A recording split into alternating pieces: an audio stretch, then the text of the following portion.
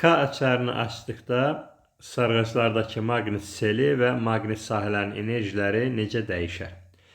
Nöqtələr arasındakı gərginlik sabitdir və aktiv müqavimət nəzərə alınmır. Açar bağlı olduğu zaman bu müqavimətlər bir-birinə paralel olmuş olacaq, yəni cərəyan hər iki budaqdan keçmiş olacaq.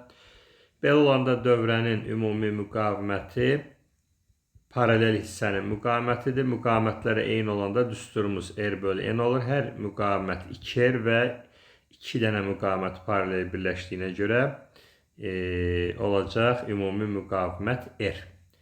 K açarı açıldıqdan sonra cərəyan ancaq bu yolla gedir, yəni 2R-dən keçmiş olur. Belə olanda dövrənin ümumi müqaviməti 2R olmuş olacaq. Deməli, birinci və ikinci halda, yəni açar açılanda müqavimət R-dən 2R-ə keçmiş olur. Yəni müqavimət 2 dəfə artır. Nəticədə cərəyan 2 dəfə azalmış olacaq. Deməli, birinci halda, yəni açar qapalı olda gərginlik U bölünsün R olmuş olacaq.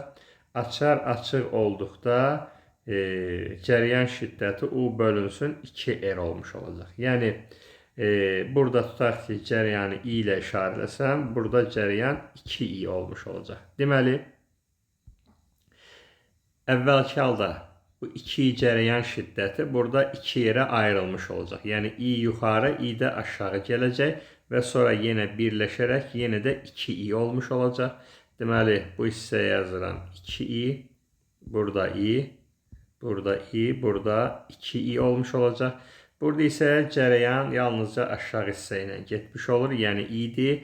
Hər yerdə də deməli cərəyan eyni ilə I olmuş olacaq. Yəni şəkilə fikir versək, bax bu hissədə açar qapalı və açıq olduğu zaman cərəyanda fərq olmur. Cərəyan ancaq bax bu hissələrdə 2 dəfə azalmış olacaq. Deməli, birinci və üçüncü sarğaclarda, deməli, buradakı maqnit selləri cərəyan şiddəti 2 dəfə azaldığı üçün 2 dəfə azalacaq.